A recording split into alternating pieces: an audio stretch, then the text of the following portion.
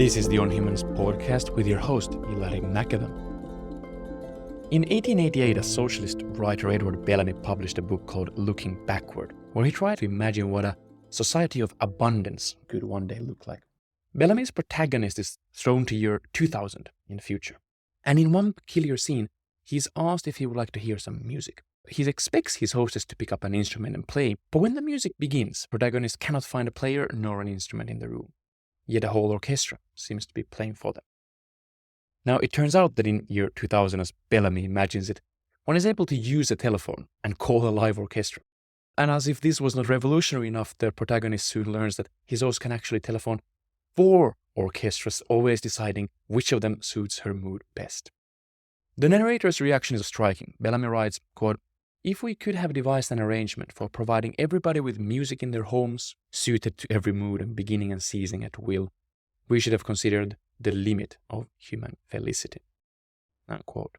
So here we are in 2023 with access to music and other goods far beyond what people like Bellamy could have ever imagined. And today's episode is about that disruption, about how and why we went so far beyond what only 150 years ago looked like the limit of human felicity. And once we did, how this did cause revolutions on almost all fronts of our lives, but failed to deliver a utopia. My guest is Brad DeLong, an economic historian at Berkeley who used to work as an economist at the US Treasury. His recent book is Slouching Towards Utopia.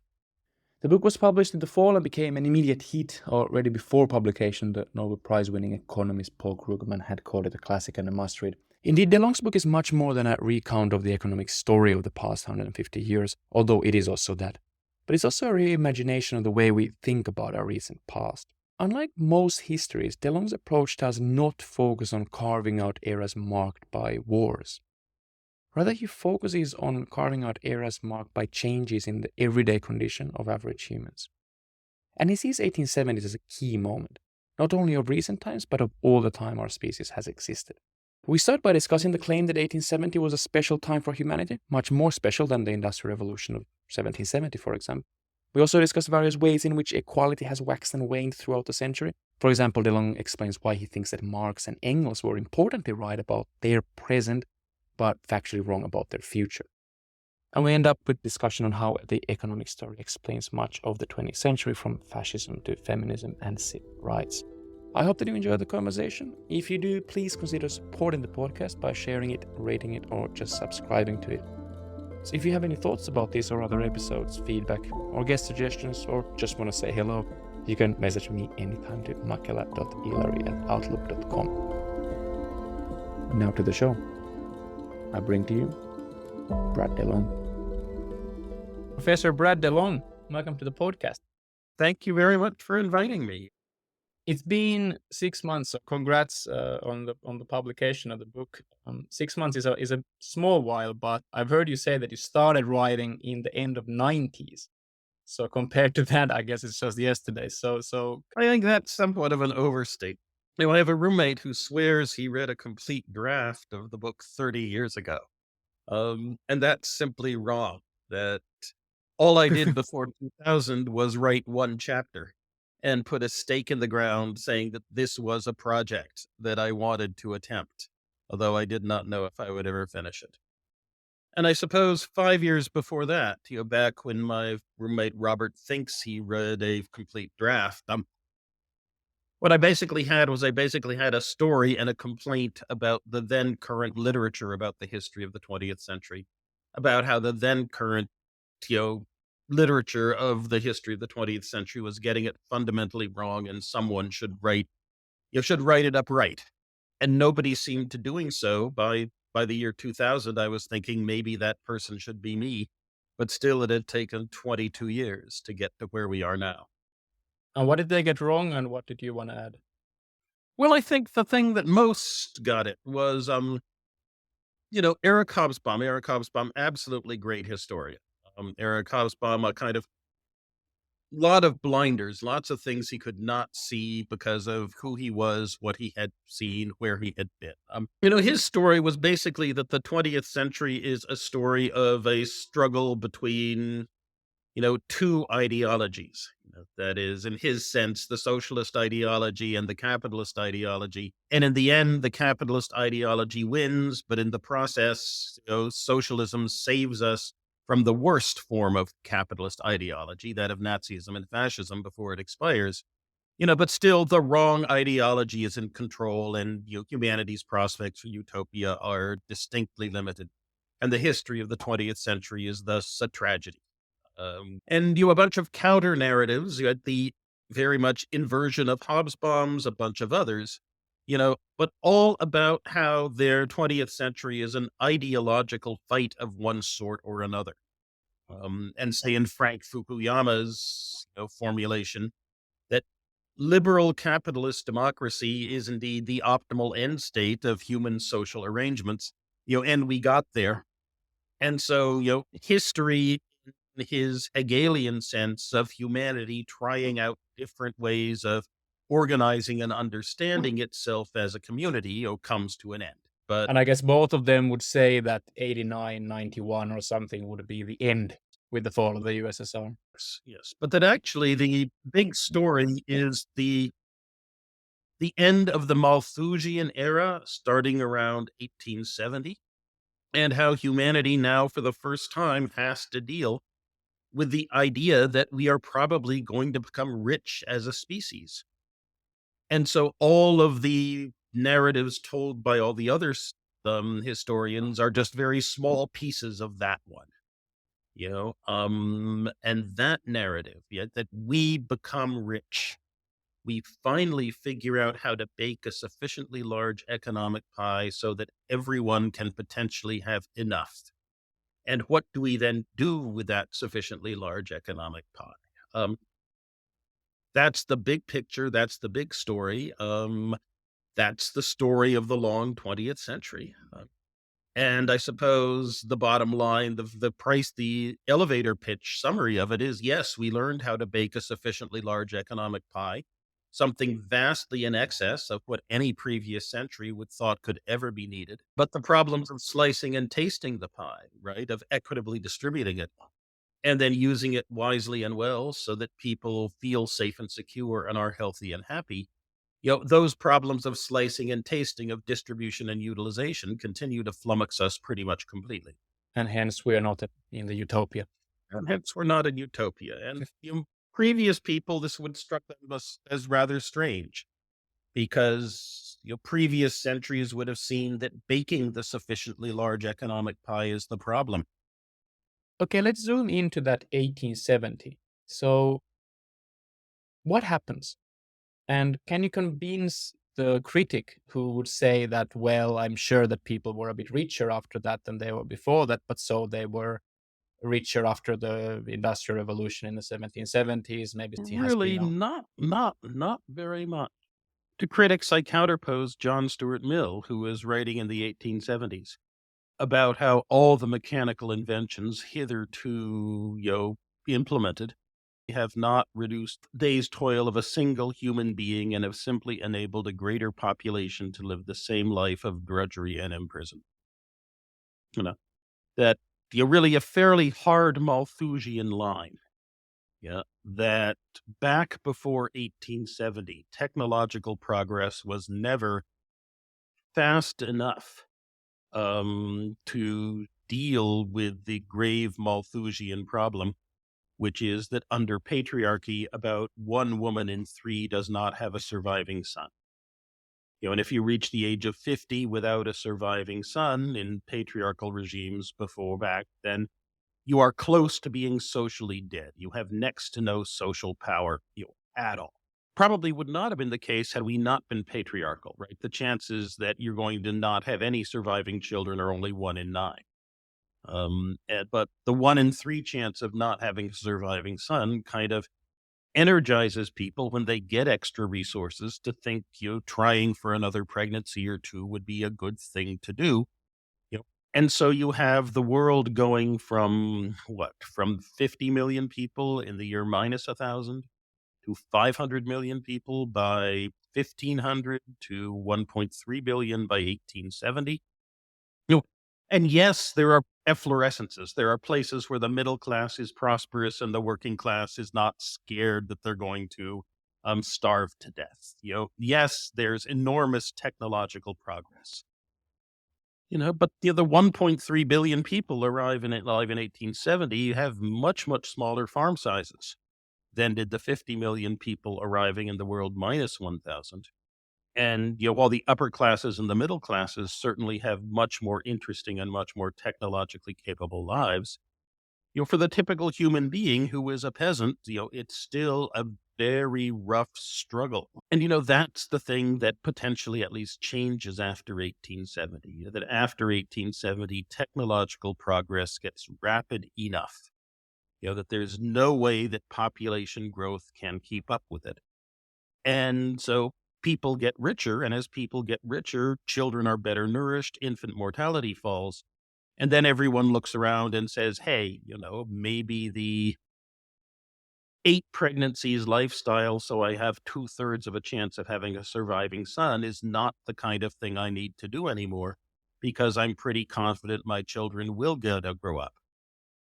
And so once you then get out of that mindset over the demographic transition, you're on your way to our present world, which looks like it will have 10 billion people rather than 1.3 billion people. Yes, the 20th century saw a huge population explosion, but but zero population growth is now approaching worldwide, and our technology has vastly outstripped that.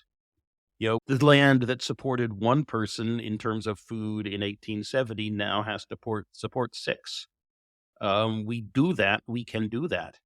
And we can do that with only a very small proportion of our labor force now devoted to agriculture. And so basically, would it be right to say that what happens in 1870 is that before that, although you have increases in technology, you also have they're matched by an increase in population. And therefore, the average person really, really doesn't have much more.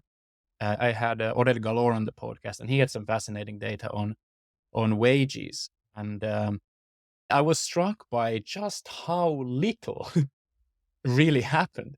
Yeah, that 50%, 50% of your income before 1870 has to go to just 2,000 calories plus essential nutrients every day. And there isn't much change. Is what really fascinated me. It was like his book has the data on ancient Babylon, ancient Egypt, ancient Athens, pre-industrial Amsterdam, pre-industrial Paris, and they're all between 5 and 10 kilos of how much wheat you get for a work day.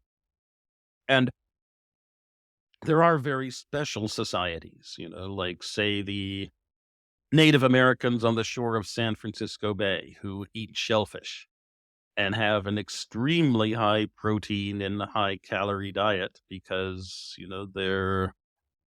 And without agriculture, right? They were hunter-gatherers. Yeah, yeah. Or the Comanche of the Great Plains after the horses escaped from the Spanish. And after they caught the horses and learned how to do the nomadic buffalo hunting lifestyle where you hunt the buffalo with horses rather than on foot. But other than that, you very, very quickly, the patriarchal imperative that it's important to have a surviving son, pushes population up and pushes population up until you reach the stage where the population can't grow any longer. And that's usually where you've reached the stage that, children's immune systems are so compromised because they're malnourished that they can be taken down by the common cold. And women are often so skinny that ovulation is hit or miss. And that's what we keep bumping up against. It does take hundreds of years to do this, right? The bubonic plague takes down maybe a third of the population of Eurasia. And it does take a couple of centuries for the Malthusian logic to reassert themselves and for, peasants and unskilled urban craftsmen to find themselves in a situation where they get to eat meat only once a month, rather than the much higher lifestyle of late medieval post-Black Death, Eurasia. But it comes. And am I correct that, for example, in England, wages of a skilled worker in a city, it goes up and down since the year 1000, but it isn't dramatically higher after the Industrial Revolution, which is around 1770s. England certainly got very close to escaping from Malthus between 1770 and 1870. But, a bunch of that, maybe a third of English productivity growth between 1770 and 1870 comes from the great globalization ingathering of manufacturing to Britain. As it begins to export textiles and iron goods all over the world, and things that would have otherwise been produced anywhere else, mostly China and India, are instead produced in Britain. And so they have this great opportunity to move into very high value production. And maybe a third of it was due to the fact that the last round of glaciers were giant bulldozers that scraped all the rock off of the coal deposits. So, England and the Ruhr Valley too have these absolutely magnificent coal deposits where the coal's simply at the surface. And you pick it up and it's close to sea level, so you can then float it by water. And those two things that made England special from 1770 to 1870 were transitory. And so there is a possible world in which things don't change from the point of view of technological revolution after 1870, and that the ingathering of manufacturing is completed, so that's no longer a source of growth. And the cheap coal is really used up, so that's no longer a source of growth. And then you have in England, where productivity is growing at maybe 0.3% per year, and a population growth rate of 0.6% per year.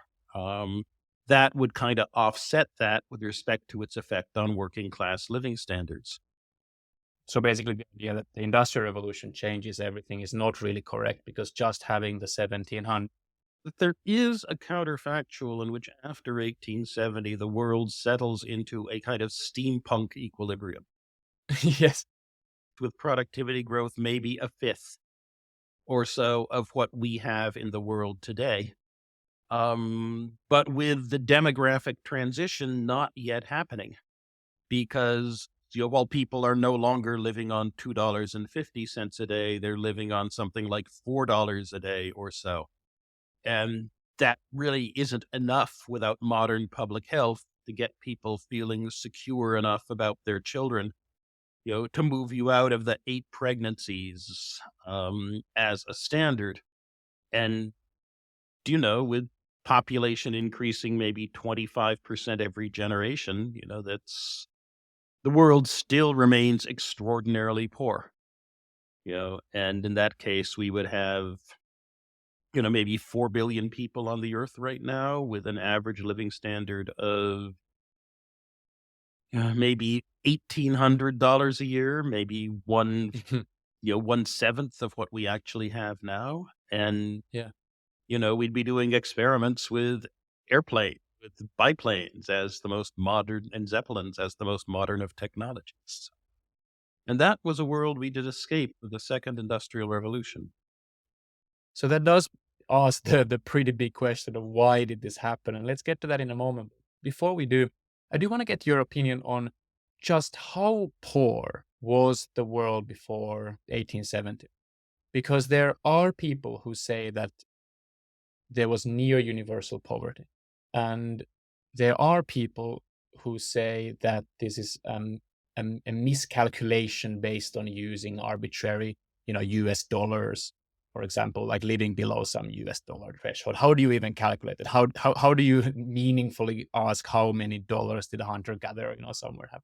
And so, for example, there was a recent paper by Jason Hickel and Dylan Sullivan called Capitalism and Extreme Poverty, a global analysis of real wages, human height, and mortality since the long 16th century, where they put forward a lot of data suggesting that this idea that nearly 90% of people were living in poverty or extreme poverty in the early modern era doesn't seem to hold up if we take a more meaningful measure of what it really means to be poor, basically not having enough calories and vitamins, etc. It might have been more like 10%, 20%, something like that, even 500 years ago. And furthermore, that when the communities came in contact with modern capitalism, they started having decreased living standards. What do you think of their argument? First of all, is it a good argument? And secondly, how meaningful is it to how you see this transition at 1870? Well, it's an important argument, and I think there are two things that are definitely nuggets of big fact in it. Hmm. And the first is that after the bubonic plague, right, that the Eurasian population and the African population had been kind of bubbling along doing their Malthusian thing before the bubonic plague. And all of a sudden, a third of the population is gone. And so farm sizes are 50% bigger. Hmm. So starting in 1400, 50% bigger farm sizes with the technology of the time, that is indeed probably close to a sudden 50% increase, in your potential resources. Yeah, so people who didn't die were much better off. Yeah, if you were spending 60%, if your ancestors had been spending 60% of their income on their 2,000 calories plus essential nutrients in 1300, by 1400, you're only spending 40%, which gives you a bunch more headroom. And that gradually gets removed over the course of the next several centuries around the world as Eurasia fills up again and Africa fill up again with population as the kind of we need to have a surviving son, so let's have more. Um, and certainly this filling up and the Malthusian decline in living standards that accompanies it is greatly sharpened by the coming of the imperial commercial revolution of globalization, and then followed by colonialization, which on the one hand gives another big boost to living standards worldwide through the Columbian Exchange, right? But in addition to with the coming of globalization and of really high volume world trade, all of a sudden it becomes worth elites all over the world to oppress more, because you can now do things Hmm. with whatever you manage to steal from your lower classes. Plus, it becomes easier to oppress more because the one thing European globalization does bring is weapons. And so the balance of Yeah. power between the rulers and the ruled, when the rulers have effective gunpowder weapons in substantial numbers and peasant revolts don't, it changes. And so you get a great sharpening of social classes and an intensification of exploitation all over the world during the imperial commercial revolution era, which, you had not had before. On the other hand, it still really looks like the case that in in what Marshall Salins would call societies of abundance, you still are spending between 30 and 60% of your resources on your 2,000 calories a day plus essential nutrients. Your technological abilities to do other useful things with the remaining parts of your resources, are not that great. Hmm. It's, a poor life, although and one in which there is always the chance that you will spend several hours a day thinking about how you really, really, really would love to have more calories right now. Um, it's a life in which infant mortality is extremely high, on the order of under five mortality, on the order of 400 per thousand. It's a life in which you are between 2 and 4 inches shorter than we are, Hmm. because Hmm. of Yeah. Yeah. calcium and other nutritional deficits. And, it's a life in which things are quite hazardous and in which potentially 1 in 7 women dies in childbirth. Um, and all of that changes, or the potential for all of that changes after 1870. So what happens in 1870? All of a sudden, instead of coming slowly one by one, innovations start hitting the world economy with extreme rapidity. And then all of a sudden, instead of it being a huge slog, to take some piece of science or knowledge and turn it into a possible technology and then develop that technology and then deploy that technology and somewhere and then for that technology to diffuse. I mean, it's not, that there were things as important as the invention of the electric motor or the long distance power line or the internal combustion engine or kind of the marvelous things German chemists did with, carbon with the hydrocarbons and so for carbon chains and so forth and aniline dyes. You know, starting from the time of the steam engine or even before, you did have inventions as consequential, but they came along only very, very, very slowly, right? One in a century, maybe, or one in every 40 years. And then with 1870, with the second industrial revolution, it comes boom, boom, boom, boom, boom. In the book, you say that people invented inventing. Yeah. I mean, my guess is what really mattered was not any one individual invention, but instead you got the system routinized. That we managed to develop the industrial research lab, to rationalize and routinize, the discovery and development of better ways of manipulating nature and organizing ourselves. And we developed the modern corporation, which rationalized and routinized, the development and deployment of technologies, and then the global market economy gives you huge incentives to deploy technologies that can be used for profitable production and deploy them worldwide. And then the fact that other people are looking over your shoulder means that they diffuse incredibly rapidly. Yeah, yeah. Because you have the invention of telegram and steamships, right? Yes, yes. And all of those hit around 1870, with maybe the corporation having its origins in the U.S. experience of trying to mobilize for the Civil War at a previously unheard of scale, right? And the Industrial Research Lab growing out of the machine tool industry and the profession of engineering as it had evolved in the first half of the 19th century. And earlier experiments, such as the United States is deciding that the Springfield Arsenal, it wasn't just a place to make weapons, but to experiment with how they could be made much more efficient. And, globalization had been coming for a while. Yeah, but all these things seem to hit around 1870. And pretty much everything turns upward. Yeah. So that in 1919, looking back, John Maynard Keynes, dates to 1870, the time when economic El Dorado began.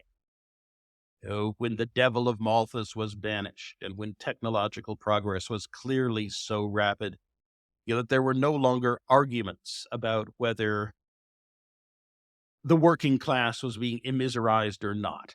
It was quite clear all over the world that working classes were getting a much better deal, decade by decade. And that happens in 1870. Since 1870, humanity's technological competence has doubled every 35 years, and which is a marvelous and wonderful thing. Yeah, can I ask you, what do you think about Ored Galor's argument around this? So in our discussion and in his book Journey of Humanity, he's quite similar in many ways in Hmm. what he's saying. He's also saying that humans just there was no growth really in real wages for most of human history Right, because it was eaten by population growth. right, right. And he also traces the dramatic change towards 1870, if I remember correctly, towards the late 1800s. But what he says is that what changed was that the technological development hit a threshold at which education became necessary, mass Yes, education. yes, And that spurs even industrialists, and actually especially industrialists, to lobby for yes, public education, which many people find very surprising, but that apparently is well recorded, at least in Britain. And so the idea being that there isn't really anything that has to change dramatically in the rate of technology. It just reaches this kind of tipping point, yes, after which it becomes necessary to educate the population, which then leads into this demographic transition, less yes, smaller family sizes, which then frees the countries of the North Atlantic from all the Malthusian forces. And then you start having growth, not growth in population, but growth in per capita income. yes. That Oded sees a single switch being flipped. That before 1870, the potential benefits to a parent from investing in one particular child, right? From sending that particular child to school, say, or having them learn a trade or so forth. We're kind of small because, technology was such that there really wasn't that much to learn and it wasn't that useful. And so before 1870, families say we should invest our resources in having a bunch of children in the hopes that some will survive and they will be there as a comfort to us as an old age and as a potential source of resources to us in our old age. And we need to have many baskets, each with an egg in it. Yeah, yeah. And the beauty in the theory is that it explains pretty well the situation of countries like India, which, according to this theory, were forced into a path where you don't need to educate your people because you're just growing stuff for the British. And therefore, whilst the British per capita income is growing, well, so is the income in India, but it's just being dispersed across this growing population. So it's a neat theory. So what do you think about it? And then in 1870, somehow a switch is flipped, and all of a sudden it makes more sense for you to invest in having two children, feeding them extremely well so their brains can grow and develop, feeding them lots of milk and protein and calcium, and sending them to school, because having, one child able to work in the industrial economy of 1880 is worth more to you in terms of support in your old age than are having six, three of whom will then die. And if you can feed that one child enough, then they're almost surely not going to die. And that's what changes it. And that also changes the rate of technological progress, because all of a sudden, a lot of resources that were being devoted to having more children, almost all of whom died, were devoted instead to building up the skills, the education, the knowledge, and the brains of individuals. And so simply the accumulation of human capital was so immense, and that shows up in my schema as an increase in the pace of technological growth. Yeah, it's a wonderful story. It all fits together. Yeah. I tend not to believe in the discontinuous flipping of single switches. I mean, noted you flick the switch, and so you start having fewer children and investing in education. And that fact that you're no longer having as many children is what allows income to rise and infant mortality to fall, and validates the decision to invest. While in my view, it's wealth comes first, and with wealth comes first, infant mortality starts to fall. And as infant mortality starts to fall, people say, wait a minute, we don't need to have as many children. And then you get the demographic transition. And I think my story fits better because we do have this huge population explosion, right? From 700 million people in 1770 to 8 billion people today, headed for 10 billion. And so, that there are about 50 or 60 years in every country in which technology and income is advancing rapidly, but in which people have not yet made this switch from having huge numbers of children down to 2 or 3. So what had to happen, you say, is that they had to get richer. They had to have more food on the table and more security. What about engineers? I've never appreciated engineers as much as I've done after reading the book. Oh, thank you. Thank you. When did engineering start being a thing? Well, kind of. It really has to start in the 1740s, because there has to be some guy who can fix the steam engine. And indeed, that's what it becomes. That's where engineer is. The guy who knows how to fix the steam engine becomes the engineer. And then as more and more devices arrive that require someone who knows how to fix them, that word spreads out from the guy who knows how to fix the steam engine to the guy who knows how to fix all of these technological items. And then you get a bunch of them, and they start to form a community, and they then start to at least talk among themselves and train and educate themselves.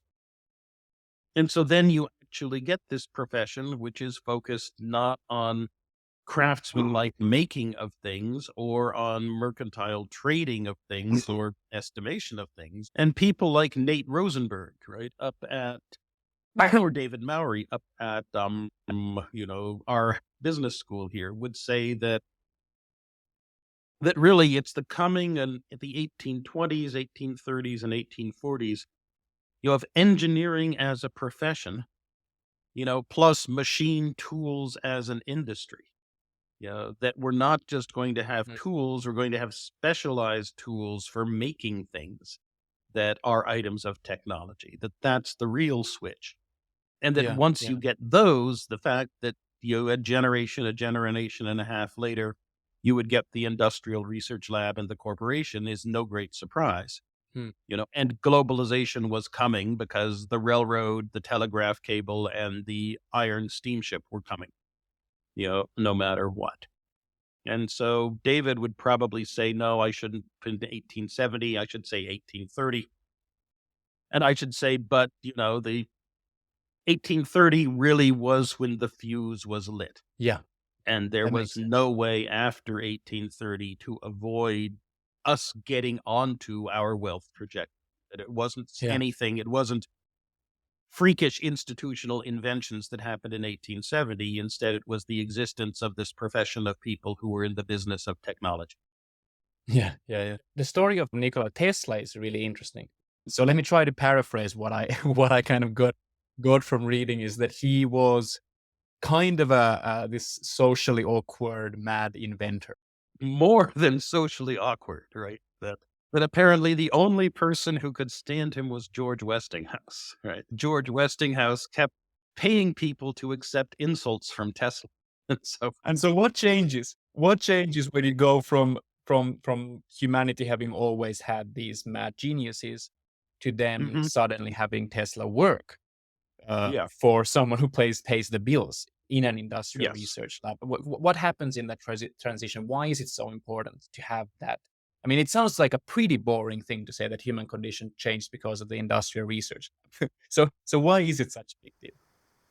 Before 1870, if you had an idea, about something that would work, a better steam engine, say, you would have to not only be the inventor with the idea, you'd also have to be the developer and the machinist to demonstrate it. You'd then have to go out and beg for money. You'd have to find a venture capitalist. You'd have to be a financier.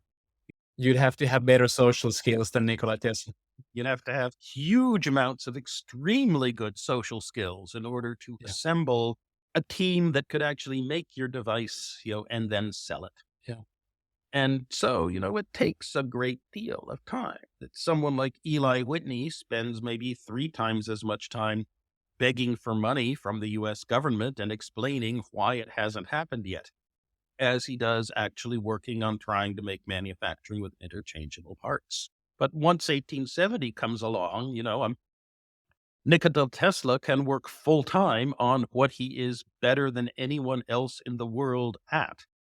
yeah, And all of the jobs in which his productivity is actually negative yeah, can be done by other people, provided George Westinghouse is willing to apply sufficient money to keep the IRL lab going. And in the context in which Nikola Tesla single handedly does 10 advances electrical engineering by a full decade because he knows how to make electrons get up and dance in ways that no one else had a clue about and that other yeah, people would have taken 10 years to figure out.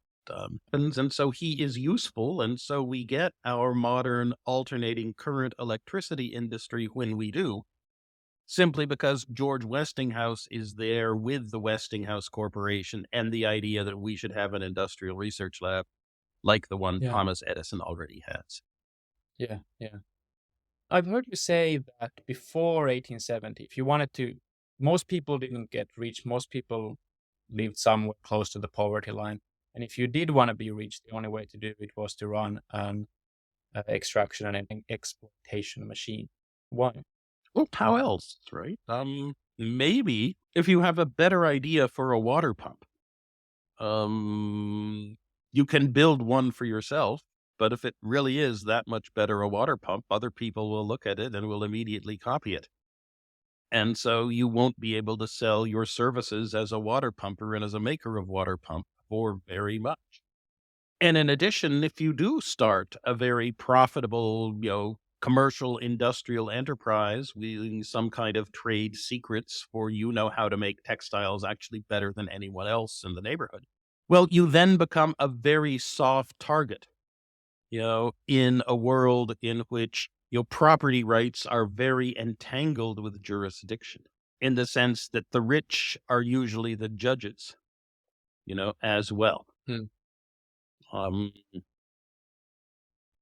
So when Marx writes in mid 1800s that capitalism is an extraction and exploitation machine, yes, would you say that he's yes, kind of right about the capitalism of the time? yes. Property is theft. When Proudhon said it was very close to being true, right? That how would any individual actually manage without having their hooks into what is basically a force and fraud exploitation and domination regime in which thugs with spears collect taxes from the peasants and in return offer nothing useful except possibly protection from the next group of thugs with spears miles away, and in which the thugs with spears have their tame accountants, bureaucrats, and propagandists there to explain that this is how much you owe them. And if you don't pay all your taxes next year, you are then in a social gift exchange position of obligation, to the local lord because he has done you a favor in not collecting all the taxes that are due. Plus, backed up by the idea that Gilgamesh, king of Uruk, deserves to be king because he's 2/3 god and 1/3 man. Yeah, yeah. And propagandists are eager to tell you this as many times as possible.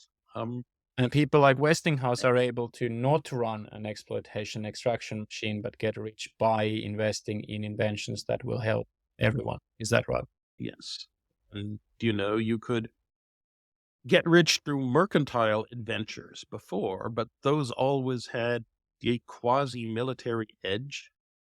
At the very least, you need caravan guards and lots of and nasty caravan guards to get through, even if the principal purpose of the thing is mercantile.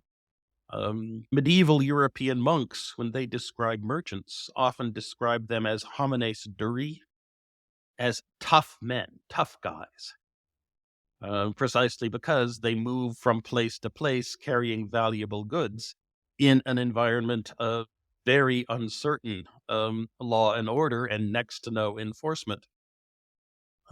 And they very much have to be the case that every one of their caravans, that every one of their barges is sufficiently well armored that no local bandit or even no local landlord or no local prince will think it worthwhile to simply take it, kill them all, and pretend he doesn't know what happened. Yeah, yeah. And so, I do appreciate the picture. I sometimes find it frustrating when people just use the term capitalism to describe everything that has happened in the money world for the past, whatever is it, 300, 500 or so years or something. yes, And I yes, assume yes. that what British and East India Company is doing with guns must be the same thing as what a modern corporation Yeah, is doing. and also is puzzling, right? That in Friedrich Engels, it was pretty clear. You had feudalism, and then you moved over the course of 700 years or so to capitalism. And, feudalism taught hierarchy and respect God and stay Yeah. in your place. And your life is very much like of your grandparents. And, you have obligations to everyone else. And some of them have obligations to you, and society is static.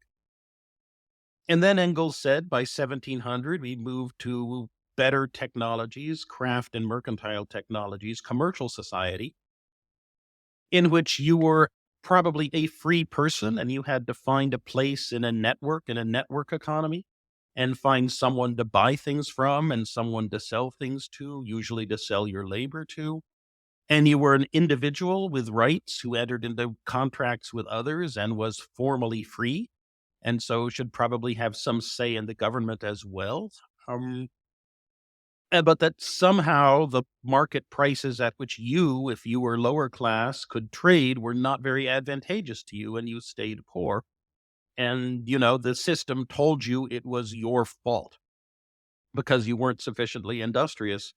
But actually, that's not the case. It was that commercial society capitalism was an extraction machine, just like feudalism, but one where the extraction was kind of hidden behind the fiction that we were just trading things Hmm. when Yeah. the system had rigged the prices at which they were trading.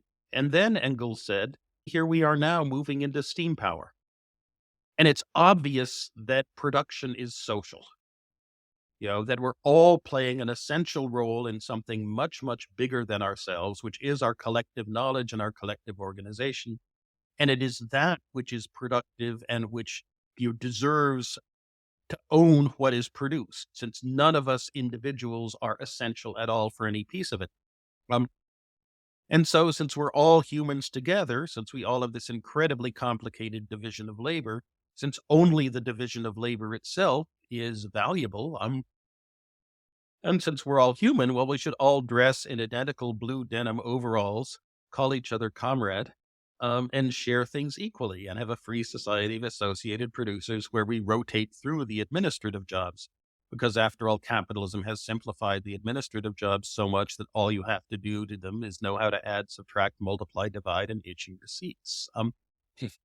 And that was what Engels said would be the shift from feudalism to capitalism to socialism, and that it would be the form of the technology of the steam power age that would teach people that socialism was the obvious thing to do, just as it was the network commercial trading economy of the capitalist age that had taught people that, market economies and private property were the things to do. The problem is it didn't stop with steam power. The extremely large industrial working class, all doing very similar jobs side by side because you have to work near the steam engine, which is the source of power.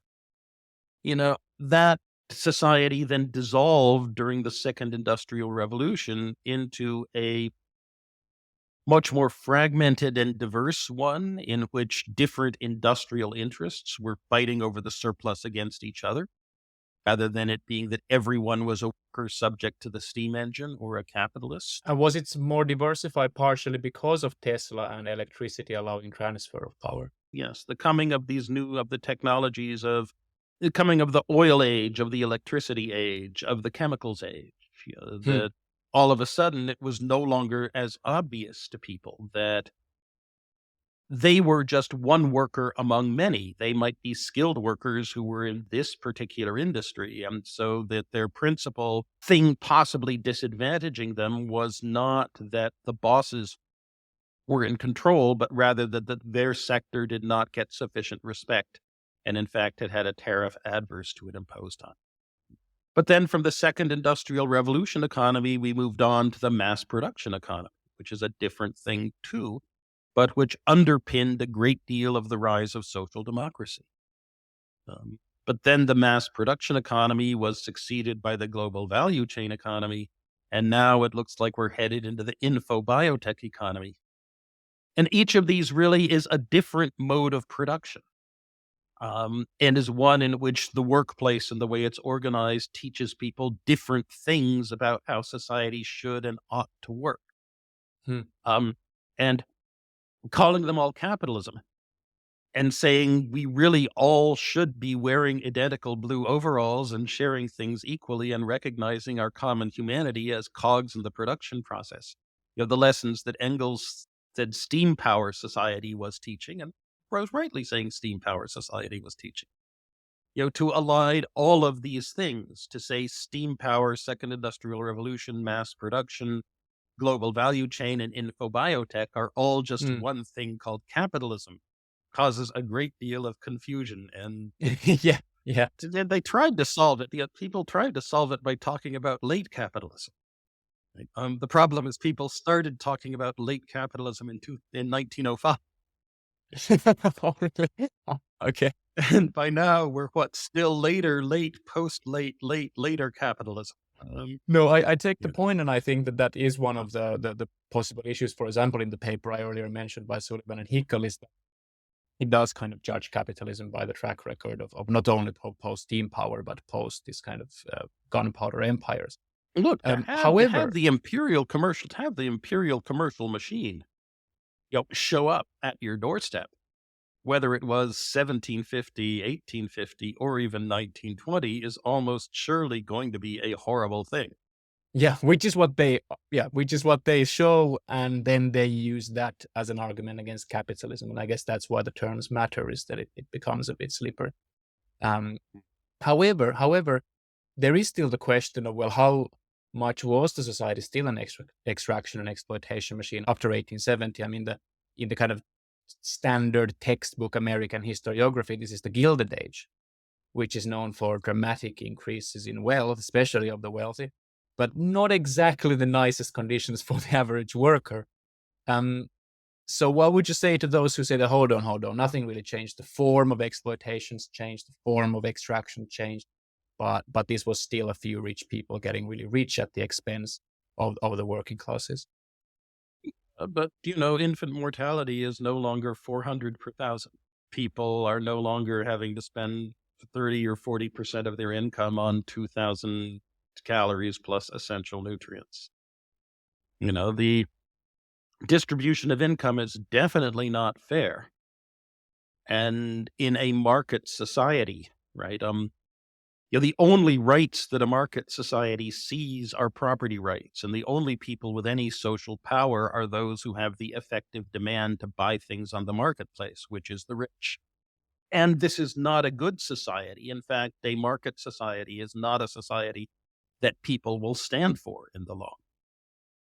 And, Friedrich von Hayek very much said that social justice is unattainable for humans. And a market economy certainly does not produce social justice, but what it produces is prosperity.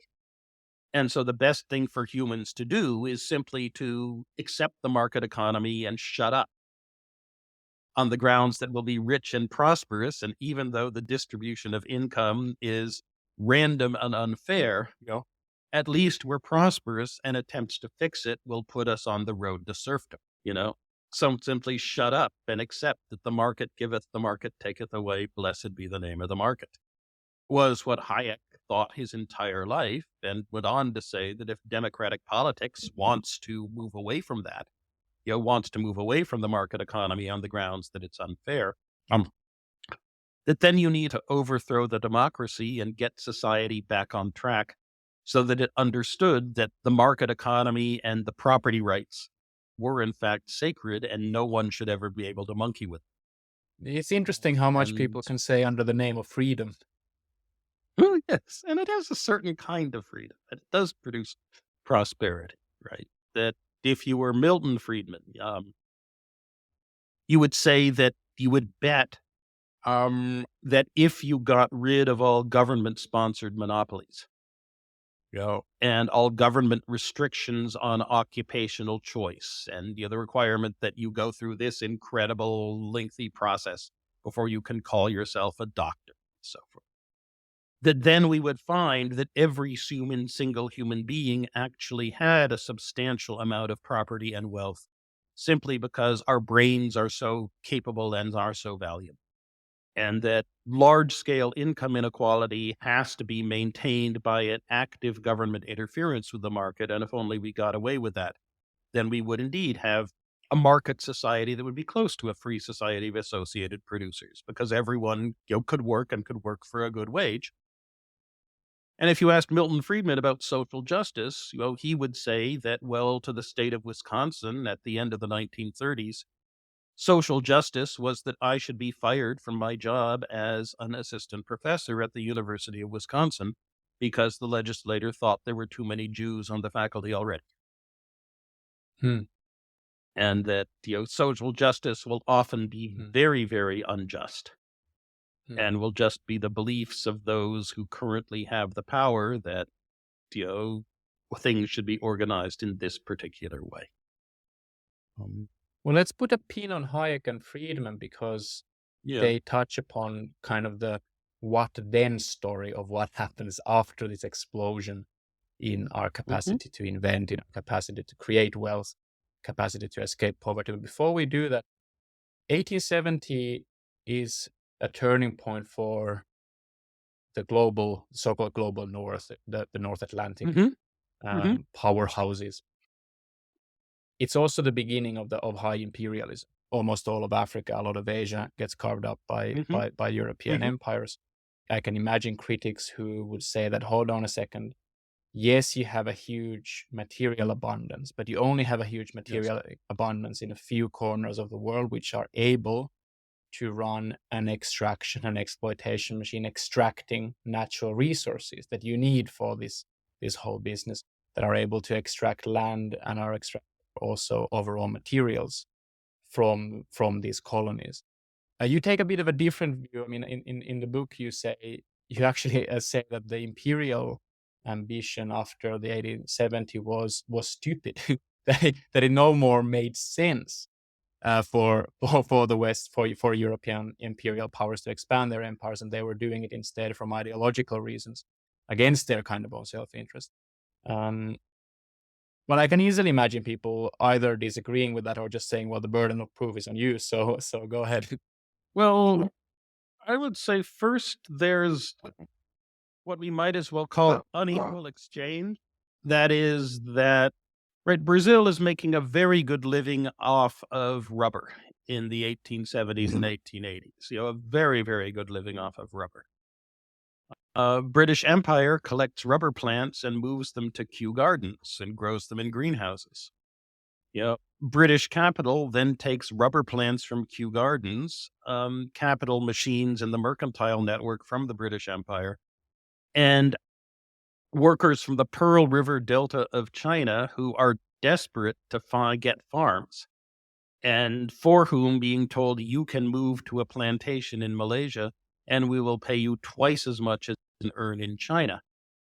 You set up the great rubber plantations of Malaysia. And they're vastly more efficient in a biological production sense than the ones in Brazil, because the rubber plant has left all its pests and parasites behind in Brazil. And so it grows like a weed. And you are paying Chinese workers who really do remember being at subsistence, at spending 80% of their incomes on their 2,000 calories a day, and are extremely grateful to have a place where they actually have enough money that they can buy alcohol with their plantation wages. And, the Brazilian rubber industry crashes completely. They can't compete with Malaysians with plantations. Um, that story happens over and over again. That is, manufacturing, the high value parts of the global economy get concentrated in the global north. And because manufacturing is concentrated in the global north, engineering is concentrated in the global north, which means technological progress is concentrated in the global north. And in the global south, you're largely exporting primary product raw materials for which demand is relatively inelastic, but supply is potentially elastic because you can find a place where it's wet enough and you can grow rubber. So for listeners who are not familiar with the economics lingo, could you say what does that mean in practice? Inelastic demand and elastic supply means that the overwhelming bulk of improvements in the production technology go not to the producer, but to the consumer. You know, the global south doubles its production of rubber or of palm oil, and you find the price of palm oil or rubber falling by half because, it's limited by the amount of motor vehicles or by the demands for cooking oil in the global north. And so from 1870 to 1975, the ratio of the incomes in the global south to the global north, that goes from 50% to 20%. And it's not that people in the global south were poorer in 1975 than their counterparts were in 1870, right? But it's that while the global north was maybe 5 times as rich in 1970 as it had been in 1870, the global south was maybe twice or a little bit less than twice as rich on average in terms of how much of your income you had to spend on essentials. And, since 1975, things have stabilized and we hope started to reverse. And on a person-to-person level, they definitely have reversed because, China and India have caught up substantially, and in China's case, massively. But, but from 1870 to 1975, you do have this story of unequal exchange, of the concentration of manufacturing and engineering, and thus of technological progress in the North. and of inelastic demand for global South products, plus the idea that you can always get more workers from China and India willing to undercut whatever a union in a developing country has managed to gain, that this process of unequal exchange, drives our huge failure to create a utopia because we create an incredibly unequal world on a nation by nation level. But, this has little to do with imperialism per se, right? That the apparatus of proconsuls and armies and governments and so forth, this process of the development of underdevelopment occurs whether or not a country has control over its own policies, and over its own. So when I say imperialism was stupid, what I'm saying is that it was undertaken for reasons other than economic advantage. Hmm. Because the economic advantage, the fact that the global South was going to sell the global North a huge amounts of very good stuff very cheap over the century after 1870, that was baked into the cake by the structure of the world economy, and that it did not require this political military supervention. Interesting. So even without high imperialism, the logic could have played out in the same unequal way. And, and it by did, market. right? And it did. The British never established proconsuls in Latin America. And yet, the terms of trade extracted as much wealth. Yeah. as Or they in did from Ethiopia elsewhere. or in Thailand or Yeah. Well, that's about global inequality. What about within nation inequality? So maybe I can try to summarize my take on what happens next. Because I mean, the big picture is we've talked a lot about 1870, what that means, why you want to tell this story of the long 20th century, starting 1870, ending in 2010.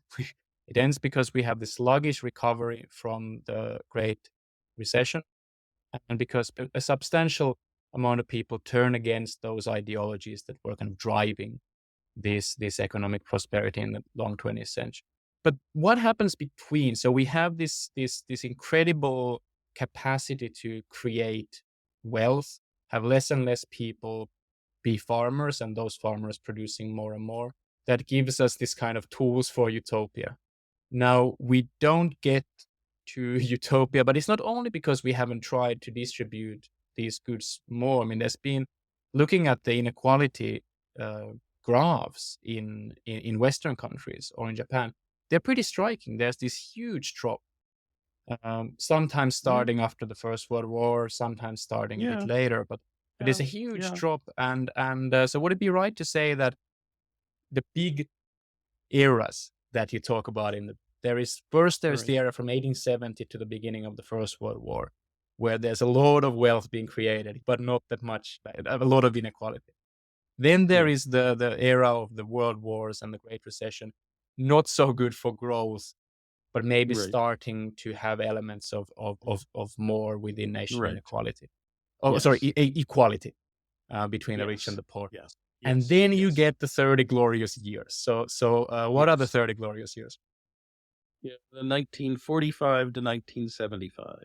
The age Trentes Gloriouses, the age of social democracy, what historian Gary Gersel calls the New Deal order. The era of greatly expanded social welfare programs, the era of greatly expanded entitlements that you gain just as your rights as citizens, the age of strongly progressive taxes and strong unions, an age that produces societies more equal than most of those we see when we look back at human history, and also ones that are fabulously rich, so much that when I got into this business in the early 1980s, people talked about the Kuznets curve. How society starts out, how you get an industrial revolution, how the industrial revolution leads to a very steep rise in inequality as merchant princes and also favored labor aristocracies seize wealth, but then calls forth a political reaction and also an economic reaction as technology moves on in so that it's more favorable to human capital and more favorable to decentralized enterprise. And then we get this massive slope of decreasing inequality to produce a middle class society, and then the story ends. But then, of course, we take the neoliberal turn and inequality takes off like a rocket after 1980. Well, it takes off in some places. It takes especially off in the US. It does take off, especially in the US. Health But let's inequality zoom in reaches on this. absurd. So we have this era of the glorious era of social democracy in these rich Western countries, which see both a dramatic decrease in inequality and really, really dramatic growth in absolute terms. Yes. So it's a Yes. kind of everybody's happy situation. Mhm. Then what happens? Some people say what happens is that you start making political mistakes. Some people say what happens is that this is unsustainable and you have to change politics. What's your story briefly? What happens in the so-called neoliberal term? Well, I mean, Paul Krugman's story is that you had these oil shocks that caused inflation in the 1970s, and they were, you know, um, badly handled. And you had inflation, and people said, well, gee, inflation shows the social democratic governments don't really understand what's going on and aren't competent. Hmm. We need a change. We need a government that will cut back on all this wasteful spending that is producing inflation, and that also will re-solidify the social order so that work is properly rewarded again, and the moochers and the takers don't get stuff they don't deserve, and that they win a couple of elections by luck and then manage to entrench themselves in the political system by luck and propaganda, and the fact that the rich like a moral philosophy that says the rich are really wonderful people who deserve all Hmm. the good things we have. And we're off on at least the downward political economy spiral we've been on since 1980, according to Paul Krugman, even though the underlying engine of technological growth continues. And so we are today with a worse society than we would have had, and we had in the late 1970s, and that we would have had social democracy managed to fight off this particular challenge. But what about the right-wing argument here for those people who are not just celebrating inequality? Would the kind of right center argument would be to say that a rise in inequality after the 70s, 80s is not because of the tax cuts. It's because of globalization. It's because of moving of manufacturing jobs to places where there are good people willing to do the same work for cheaper. And that the Oh, jobs that stay except in places like you. UK and US are managerial jobs. And so you naturally get this huge pressure, and that you can't really just keep taxing the rich when they can easily move abroad to As we globalized world. say, there are big benefits to having the engineering jobs, because if the engineers are around, people will be thinking about pushing technology forward. And, the flight of manufacturing was in large part in the US because of Reagan's large budget deficits that pushed up interest rates and thus the value of the dollar. That the US decline in manufacturing jobs was much more rapid than it ought to have been, and the decline in Britain was more rapid than it ought to have been as well.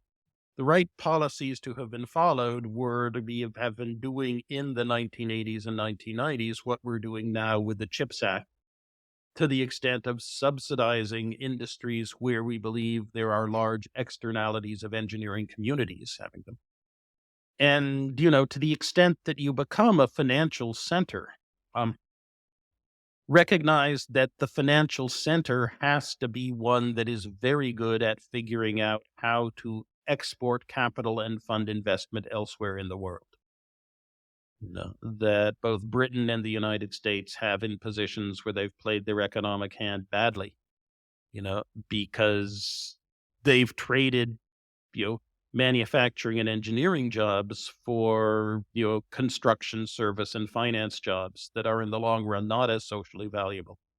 And the Mm. better thing to do would have been to have had less financing of investment and consumption in the US by foreign capital, and more that New York and London and financial centers are simply way stations for the shift of and for the redeployment of investment around the world, rather than being places where the money sits and it lands and it then sticks and it then buys up apartments in London and townhouses in Kensington.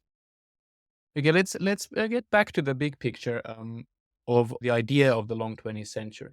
So not only do you say that, I mean, you do admit that all grand narratives are faulty in some sense, but it's a great grand narrative that I love. But you say that the long 20th century not only is it an idea that we should have? But it's also something that we should acknowledge about the long 20th century, is that it was the first time in human history where history was mainly economical. Or you can put it better, that was my paraphrasing. But why was economics now so important? Our technological competence is doubling every generation, right? That means every generation we have a brand new set of mode of production hardware underpinning society. And, everything else has to run on top of that hardware. We have our sociological, econo-cultural, political software running on top of the forces of production hardware, the tools and organizations we use to work. And so every generation, we have to rewrite those so they don't crash because the old hardware is no longer there, and the new hardware is here. And we have to rewrite them on the fly with no experience. We have Schumpeterian creative destruction, that these new technologies bring with them immense wealth and immense opportunity. But they also destroy entire occupations, livelihoods, industries, and communities. And that happens every generation and then happens again. And there was nothing, like that before.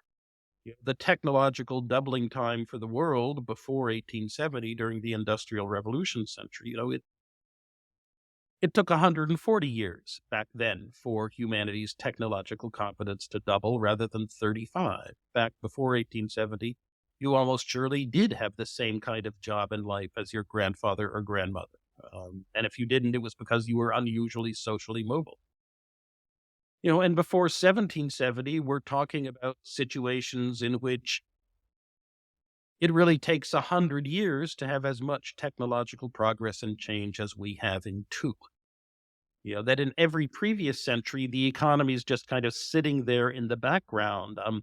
It isn't a changing thing. It's the backdrop of history rather than a character.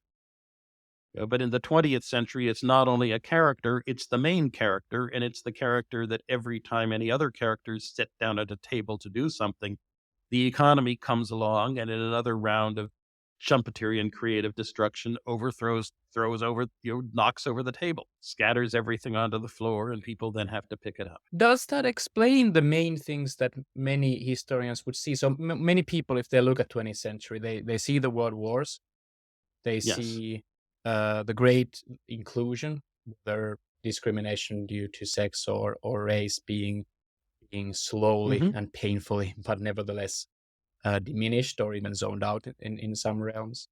Are these things that you can Right. explain from an economics point of view? Well, they're certainly driven by an economics point of view.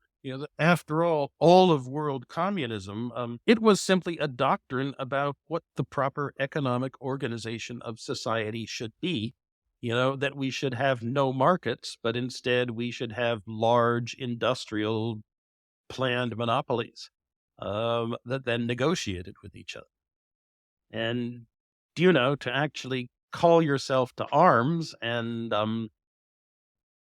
wreak huge revolutions over what looks like a technical matter of, the organization of production is something a weird way to do it.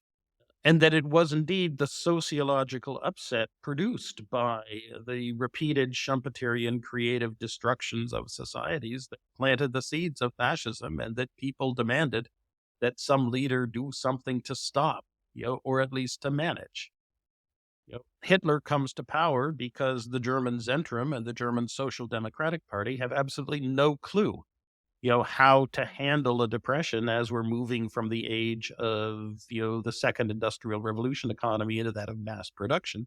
And Hitler says, I do, and manages to get enough of the vote. And then Hitler, too, it was an economic doctrine. It was that Germany needed to be prosperous and strong. And the way that Germany needed to be prosperous and strong, well, it started out with, we have to make Poland and the Soviet Union into our India. Yeah. We have to colonize and conquer and rule them and extract the resources from them. And then it turned into, we have to make the Soviet Union and Poland into our trans-Mississippi West, right? We have to take the indigenous inhabitants there and herd them onto reservations and take all their land and settle German farmers. right, on it. That even the world wars are, overwhelmingly motivated by concerns that earlier generations would have seen as economic, rather than good reasons. The standard reasons to wage war are to win glory for yourself as brave, or to win an extra province for your king to rule, or to convince people that they need to worship God in the right way.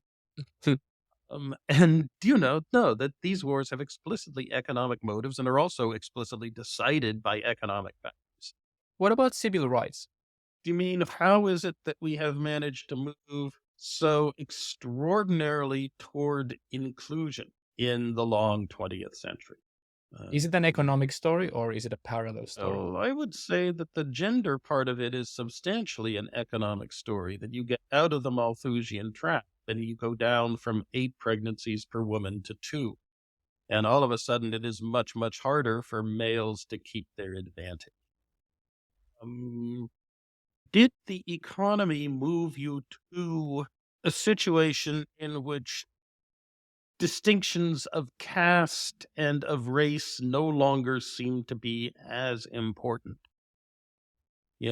Definitely very much so. And I think here the argument is, well, it's the old argument of Marx and Engels, that as you move into a market-driven and technology-driven society, that all that is solid melts into air, as the ability of people to even justify racial, caste, or status preferences, ebbs away. That, you can no longer claim that you deserve to own this large estate outside of France because your ancestors came across the Rhine with Clovis the Frank in 440. And he conquered it from the Romans, and so you deserve it because, finders keepers, that's really no longer sustainable. And again, I think it is the lived experience technology is as you move into a much more plastic and much more changing world. That in earlier civilizations, it was obvious that who your parents were and what kind of person you were mattered, if only because social mobility was so rare and the economy was so static.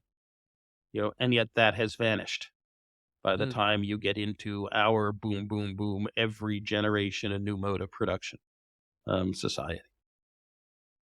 It is a heartening thing, however, to see that it is so strong. That generally the movement toward inclusion, although I could wish there were a little more pro-immigration settlement worldwide. That after all, someone willing to move thousands of miles and enter a new culture in order to get a better life for themselves and the family is the kind of get up and go entrepreneurial person that most societies ought to at least welcome. Yeah. Will we survive the 21st century? Probably. That we're going to have big problems with global warming and nuclear proliferation and others we don't yet think about. But, there are a billion of us, and we are tremendously ingenious, as a species. So. Professor Brad DeLong, thank you so much for your excellent book, for your generous time. No, thank you very much. And thank you for listening this episode until the very end. I really enjoy recording, editing, and doing all the work that goes into these episodes. I hope that you enjoy the product. If you do, then I would really appreciate a helping hand. It can be something as simple as giving a nice review on your podcast app, sharing it with a friend, or if you haven't done so, just subscribing. That really helps immensely at this early stage of building the show. Whatever you decide to do, I hope that you decide to tune in the next time. Until then, take care.